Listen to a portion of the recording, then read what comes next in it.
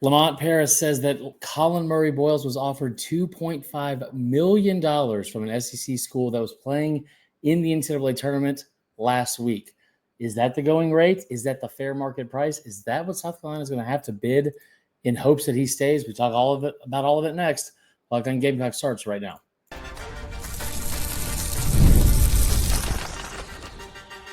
You are Locked On Gamecocks, your daily podcast on the South Carolina Gamecocks, part of the Locked On Podcast Network, your team every day. What's up, guys? Welcome into Locked On Gamecocks. I'm your host, Chris Marler. Hope everyone is having a fantastic first day of the month of April. And thank you for making Locked On Gamecocks your first listen each and every day. Shout out to our everydayers. Remember, we're a free and available podcast wherever you get your podcasts, as well as on YouTube, part of the Locked On Podcast Network, your team every day. Now, today's episode brought to you by our friends at Game Time. Download the Game Time app today. Sorry, I got distracted. Create an account. Use the code LOCKEDONCollege for $20 off your first purchase. There's going to be tons of games in the springtime, tons of opportunities to get tickets to all sorts of things. Make sure you are taking advantage of our good friends at Game Time. Now, let's get into the show. I heard this morning because I listened to SEC this morning almost all the time. Love the show. I get to be on it every Thursday. Peter Burns, Chris Doring, Dario, they're all great. Peter Burns is like one of the most down-to-earth people, and he gives a phenomenal interview. So when he was interviewing Lamont Paris today, obviously very excited. And as soon as the interview's done, he posts on Twitter that Lamont Paris is very forthcoming and just very blunt and transparent about what the price and market is for players in the transfer portal right now. And if you remember this a couple years ago, Matt Rule said this when he just got to Nebraska. He's like, yes, starting quarterback in the transfer portal is basically between $1 million and $1.5 million. And we all thought that was crazy. And then Carson Beck got like $4 million. Basketball has always been way more corrupt, with way more people being paid for like at so many different levels well before college. I'm not saying that that's what's happening here by any means, but what I am saying is with AAU basketball and the way that's gone, like the shady stuff that's happened, it's just become part of the sport. So it's not a surprise with some of the numbers that get thrown around. But Lamont Paris said a starter in the SEC, a starter is going to cost you $1 million. So if you were going to go out and get a starter from the portal, a Chaz Lanier, a Mark Sears, a Walter Clayton Jr., probably not Nick Pringle, even though I love him to death, it's going to cost you $1 million per player for a starter. And when I heard that, my first thought was, well, one, I know this year, that we just finished, that's anywhere close to the budget that I think South Carolina is probably working with. I don't have the numbers in front of me directly, but there's no way that roster would have looked that way if they had an ample amount of money to spend. Then he also said that a SEC team that was still playing in the NCAA tournament had reached out to him, and the portal was open, so it's not technically tampering, and they offered him $2.5 million to come back. When I heard it, I had several thoughts. My first thought was, is that what he is worth?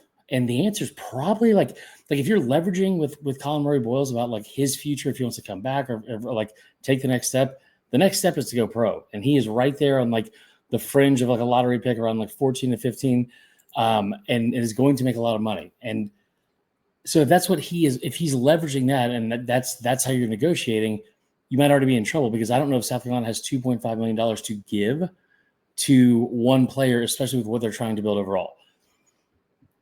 My second question was, who was it? Whose offense does his game fit better than anyone? And I'm still trying to wrap my head around it. Tennessee's not a bad guess. Kentucky probably is up there as well. But here's the other thing too. If you've been following along with the transfer portal at all, I know some of you guys are like over basketball season and all that kind of stuff, but the basketball portal season is almost even more fascinating than football season because of a few things. One, football, you know that you're going to spend a ton of money. We know that there's several teams in our own conference that are going to spend between $8 to $12 million. We know that Ohio State, Oregon, those type of teams put in over 20. What's fascinating about it is there's a group of Division I like teams and programs that have never cared about basketball, or I'm sorry, cared about football. It just hasn't been what they were ever good at. And they've been really good at basketball. Louisville, UNC, Duke. And the first one that I mentioned, that coach and that administration, they have been very, very honest and upfront, like what their intentions are, what they're going to get that money. The way that this revenue share, when it goes into effect in July 1st, the way that's going to be allocated at different places is going to be fascinating. And we've talked about it before on here, but it's like the rundown that the NCAA put out of what they expect each athletic department to spend on each sport with the $20.5 million. Over 77% total would probably be spent on football, which sounds about right. And then you would have between, I think, 3.5 to 5 would be spent on basketball. And okay, I think there's a lot of places that would do that. But I also know that this year that we just finished, the 5 million club for NIL was not something that like a ton of teams in the SEC were in. But going into next year with how you have to compete in this league now, you heard John Calipari in Arkansas say they're going to pledge $10 million just to basketball. I don't know if you guys have been watching their football program for the last couple of years. They could use some help, right? Like they could definitely use some help. Louisville is going to pledge $15 million. They signed one of the best shooters in the portal today out of Kennesaw State, a kid that was like everyone thought was a lock between Bama and Auburn because he's from there. Goes to Louisville, and I imagine it's a little bit easier to go away from home when you have that kind of money, and good for him. But $2.5 million for Collin Murray-Boyles is probably about what his value probably is. You look at the production he had, especially late in the year. I mean, that's not a big fish in a small pond thing where he's just, a good player on a bad team. That is, hey, I could have thrown in the towel at any point here. But that's just not my character. That's just not my competitive drive and all that kind of stuff. And he got better as the year went on. And you could tell it like mattered that for him to continue to improve in certain parts of his game. I don't know if he's going to come back or not. I would assume like the way I always try to think about this from kids they're debating on whether they want to come back to college or go to the pros. It's not as bad as it used to be because in the past it was like, well, do I want to go make millions of dollars or do I want to go to econ class on Tuesdays and Thursdays? Well, like that's a pretty simple decision. Now with NIL, obviously you can like make a lot of money and a good living for yourself in college. I don't think he's going to get that from South Carolina. I'm speaking purely out of assumption. And if they spend it on him, he would probably be worth it. But with what they need, you cannot put all your eggs in just that one basket. What it reminds me of too is like when LSU lost Bryce Underwood in this past cycle, the quarterback that was number 1 overall player in the country. I think they ended up saying he's the highest rated recruit in the history of recruiting services over Trevor Lawrence, over Justin Fields, all those guys. He was committed to LSU for like a year and a half. And then lo and behold, Dave Portnoy, the guy from Oracle, they come in and give a $12 million NIL package to him, and he decides to leave. Now, I can tell you firsthand that LSU had already set aside roughly $7 million over the next couple of years of what they were going to pay. Like that, and that was a large chunk of their money, like in NIL, in their collective. But when he left, and there's several days of like all the being the butt of the jokes, and like optically speaking, it was a tough couple of days for LSU. And then once the sun came back out, you realize, hey, we have like a blank ton of cash. We have several more millions of dollars than we thought we were going to have. And we're also coming off a season where we're like, we have to win. So let's go hammer the portal and go on a shopping spree. And I don't know what South Carolina's budget is going to be. I will tell you right now, when you have a kid like Eaglestaff that came in and he had visits lined up to Kansas and I think the other one was Creighton, and he canceled them both and signed with you immediately. I love South Carolina. It's a great school. It's a great place. And I think that whenever a recruit says it's just the people there and the way they treat me and like you feel at home, I believe that. I don't know if it's great enough to sway me from going to play in a place like that with the millions of dollars that you would get from there as well. Regardless, I think that South Carolina probably had deeper pockets involved than we thought, which is awesome. And from everything that you've heard from around the program and around people that are close to it, and Eli Ellis popping off on Twitter all the time about it, the incoming recruit, they're not even close to being done. They're not even close to being done yet. So very interesting stuff. Very interesting stuff. Like the Collin Murray-Boyles thing being offered $2.5 million.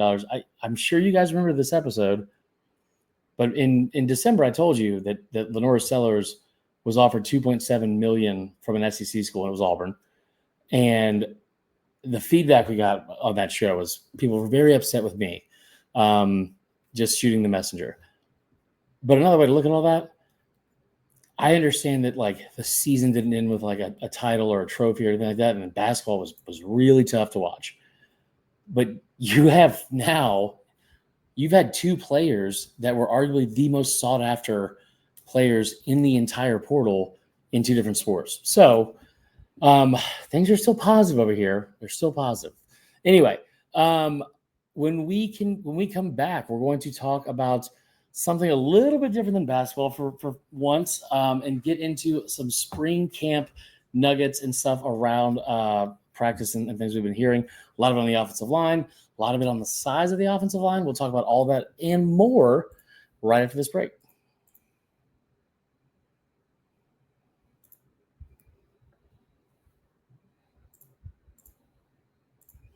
All right, welcome back into Locked On Gamecocks.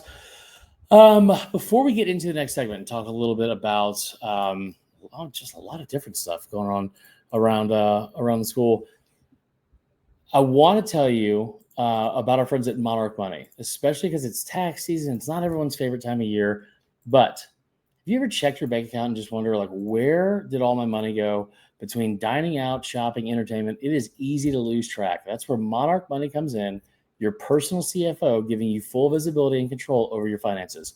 Monarch Money isn't just a budgeting app. It's a complete financial command center. You can track all your accounts, investments, and spending in one place, so you stop just managing your money and start building wealth. Now, when I started using Monarch, I realized just how much I was spending on food delivery, for one, and also how many several streaming services that I didn't realize I was paying double for. Now, there's an all-in-one convenience that is unlike any other. Instead of juggling multiple apps, you could use Monarch to check your finances, track your spending, and even plan long-term goals. It could not be any easier. Take control of your finances with Monarch Money. Use code LOCKEDONCollege at monarchmoney.com for 50% off your first year. That's monarchmoney.com, LOCKEDONCollege for 50% off your first year. All right. Also, before we get back into it, another quick shout-out. Our friends at the Game Time app. You guys have heard me brag about these guys a bunch. We looked into using them last week when we were in Atlanta to take producer Allie to the suites, to the what do you call it? The second round of the tournament. Trying to figure out what we're allowed to say in this ad read. Struggling. Anyway, so imagine watching your favorite team live, feeling the energy of the crowd, and witnessing unforgettable moments. There is nothing like experiencing a big game in person. Pretty sure there's a couple of pretty big games down in Tampa this weekend. Maybe you want to go. Getting tickets shouldn't be stressful, though. That's where Game Time comes in, making it easier than ever to grab last-minute seats at unbeatable prices. Now, curation makes it easier to find better value for tickets to sports, concerts, comedy, theater, etc. I just checked the Game Time app. There are amazing deals on some huge matchups coming up. Again, listen, the Braves tickets are going to plummet with how they're playing. And also, like I said, I don't know how many people are making the trip down to Tampa. A lot of tickets still available, so make sure you go check that out. And if you're going down to Tampa, you better bring the Game Time app with you. It's the lowest price guaranteed, or Game Time will credit you 110% of the difference. And the peace of mind with seat views before you buy, no surprise fees, and a lowest price guarantee, you can book with total confidence. Take the guesswork out of buying tickets with Game Time. Download the Game Time app, create an account, use the code LOCKEDONCollege for $20 off your first purchase. That's LOCKEDONCollege for $20 off your first purchase. Download Game Time today. Last-minute tickets, lowest prices guaranteed. All right, let's while it's top of mind, let's also talk about this for a second. The opponents that South Carolina will be playing this weekend in the first round of the Final Four will be Texas. Texas played TCU earlier. TCU battled. It was a good game, but they were not enough to overcome Texas, who's been a wagon at times this year. So Here is the matchup will be, I believe, let me make sure I have this correct. It's Friday night. It's in Tampa. So you get an extra day of rest. And this game just finished. Paige Beckers and UConn beat the Juju Watkinless Southern Cal Trojans. They beat by 14. She's been on a tear in this tournament, by the way. But it'll be UCLA, UConn, South Carolina, and Texas. So half the bracket in the women's tournament and men's will both be from the SEC. Now, if you're going down there, like I said earlier, use the Game Time app. We'll do a full breakdown of the game and preview all that kind of stuff coming up here soon. I'm trying to get I reached out to Alyssa Legg to come on last week and felt like a real jerk because she responded and was like, hey, would love to, but I'm getting married this weekend, which, guys, I'll say it, probably takes priority. And I felt real dumb for asking. But we will find either somebody behind enemy lines to talk about this Texas team or we'll just keep it homers and bring in some South Carolina folks. Either way, we'll have a preview show coming up soon before that game Friday night. Now, the other stuff I want to talk about. So I'm still not going to get into baseball because it's only going to make me mad. I will say this one thing that Paul Mainieri said that I really liked. Paul Mainieri brought up in his post-game interview on Sunday, and he said Tuesday will be a Game 7, throw everything you got at it mentality that we're going to have. And it feels very odd that is where we are at this early in the season, especially for baseball. Here. Carolina baseball. So it feels very odd that you feel like you're in a must-win situation already, but I don't think it's inaccurate. I mean, it feels kind of dire right now. It's not been great. I said this on the show a couple weeks ago. If they can go 3-5 in that 8-game stretch, that would be fine. And it was like 1-7 or 1-8. It was just awful. It's just been awful. And it's just been bad all over. So tomorrow during the midweek, South Carolina will be hosting. I would assume they're hosting. Let me double check here. Oh, we're halfway through the season already. Okay. That's what I thought it was. They're hosting Presbyterian tomorrow, 7 p.m. If you're there, get out there and go. I don't love that we're throwing everything we got at Presbyterian. I played against Presbyterian in D2 when I was in college. I mean, them and Upstate both got a bump up to D1 somehow. And they're great. But you should not lose that game.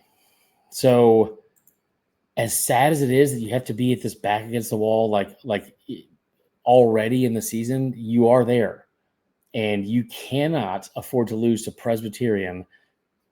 But here's the good news too. I was talking to my buddy David Carter about this, and I said it when I thought the sky was falling after the first weekend, talking about how you had a chance to win the series against Oklahoma, and then you've somehow squandered that away in the very last inning of the final inning of the weekend, right? Like it was the Sunday game, and you were in the ninth inning and then lost in the 10th.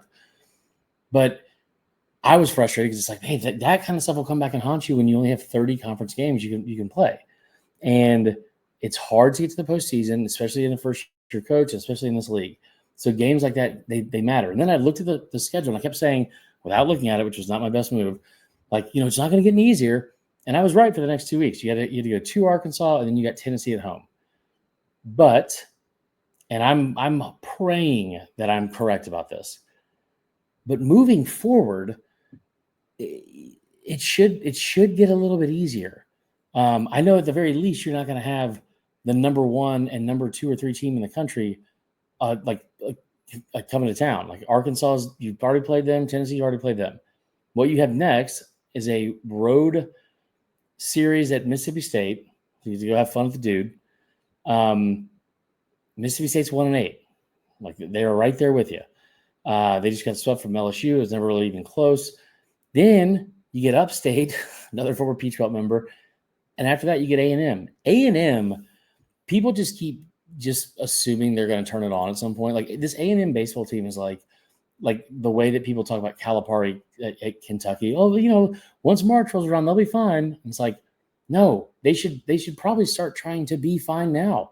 They've been terrible for like a calendar month. this A&M baseball team is awful. Like statistically speaking, they're really, really bad. They don't hit.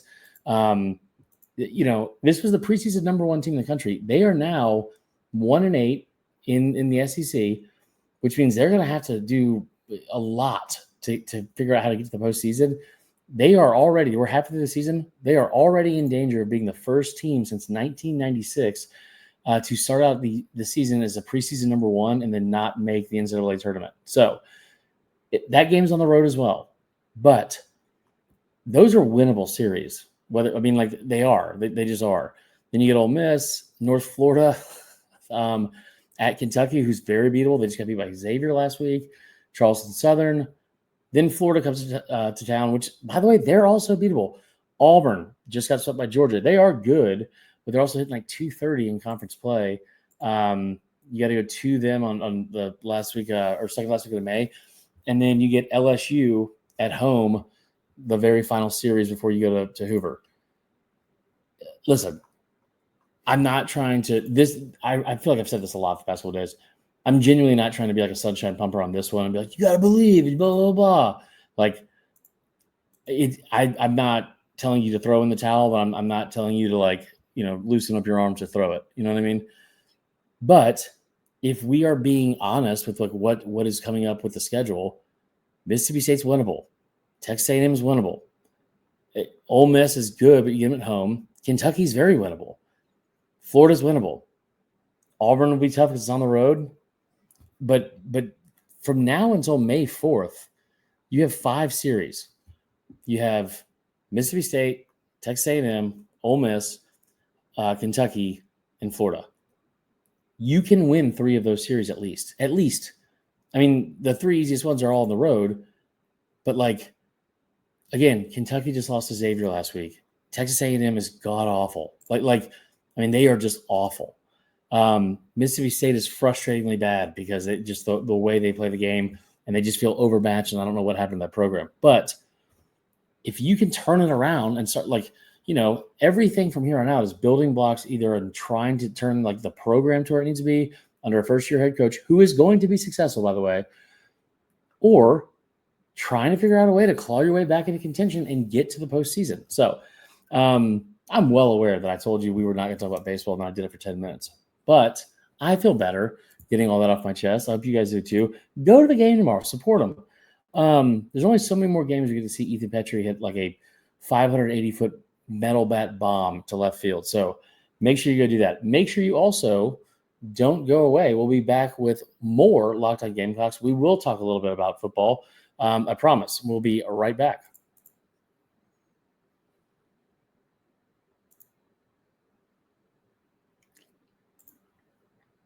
All right, before we get into the final part of the last segment of the day, want to tell you real quick about our friends at Supply House. Now, get the supplies you need from the site made for the skilled trades, Supply House. Whether you're in plumbing, HVAC, or electrical work, Supply House is the reliable way to order products online.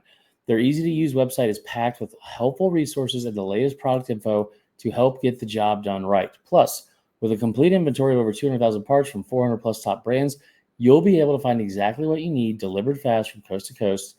And if you need help with an order, Supply House offers expert support and industry-leading service, so you'll always talk to a person. And for trade pros looking for an extra edge, their free Trade Master program offers exclusive perks like a dedicated phone line, free shipping, and discounts on every order.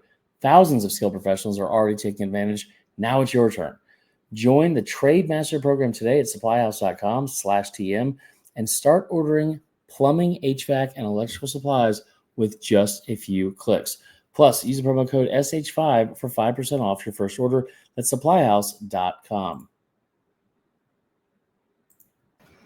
All right, closing out today's show, we'll talk a little bit about spring camp. And it's a position unit that we're going to talk a lot about, and just more and more developments that are coming out in spring. They're all good and normal stuff. But the offensive line, one of the things I heard someone say the other day was one of the biggest things they have to clear is they went into last season with all 5 guys returning from the year before. And at first I kind of scoffed at it because it was like, yeah, okay, if they returned all of them, and I'm never going to badmouth the player, but like 41 sacks 2 years in a row. That year, you did it with Spencer Rattler one year, who's not very mobile, and then you did it with Lamar Sellers, which is crazy. So there were times when they got better, but one thing that like once like you stop being sarcastic and look at what the positives of bringing all five of them back were, like the continuity you had for one, the communication that you'd be able to have in that group. That's what you got to start working on now. One of the things that's been interesting in spring camp so far is they have really, really committed to having multiple guys at multiple positions, which is always good for depth and make sure you're not like hamstrung if a backup left or your tackle goes out, then you don't have another guy that can play that position, or the other player that can as a guard, and you got to plug and play there. But a lot of it is mainly obviously in the interior because you're good at tackle. The interior, we talked about this before. You lose guard, center guard. You lose 93.5% of your overall snaps from those three positions. You got to figure out what you're going to do there. The good news is I think physically they have better athletes and like more, I don't want to say more talented, but like players with better upside than they did a year ago. And that's not speaking negatively of the players that are gone. It's more so talking about the recruits that the staff is going to bring in and hopefully develop. Now, it's way too early to figure out who's going to start. I don't know. From some of the things that have been said, the expectation, and you're rotating four guys at center, right? But the expectation is that Tree Babalade is going to be their left guard. And then most people think that the center position is going to end up being won by the incoming transfer from Troy, Boaz Stanley. So we'll see. I don't see how they would be able to not put Tree on the field. He can be so talented. He's got to be another year in the system. He's got to be developed a little bit more. The other part of that too is because it was still a pretty young unit last year. You're good at the tackle position, which is like where you would want to be best going into a season outside of the quarterback position, probably like where you'd want to be best at and feel confident in more so than any other position on the offense. Obviously Josiah Thompson coming back, and then in Case Henry. What's interesting is that this offensive line is going to be really big. They're going to average over 6'4", and over 320 pounds across the line. But from a size standpoint, your tackles are going to end up being the lightest ones, the tallest ones, but the lightest ones of the group. So a lot of meat inside, and hopefully they'll be able to open up some lanes, and more than anything, hopefully it'll be able to protect Lenore Sellers and give him some more time to throw. I do think it'll be interesting. The one I think you'll have some issues on the O-line again, because I know that unit wasn't great and all, but like replacing that much experience and that many starts is never easy.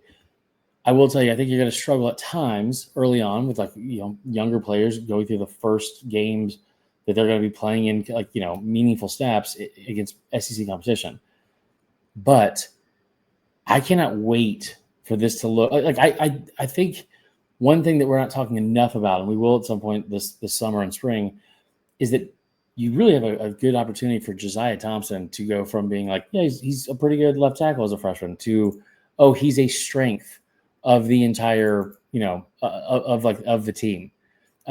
Being able to block and protect his blind side and all that kind of stuff. And then also just having a year under your belt where you're not feeling overmatched, you're not feeling less confident. Everything from practice sounds like he is way quicker, understanding of where his assignment's supposed to be, what he's supposed to be doing, what everyone else on the line is supposed to be doing.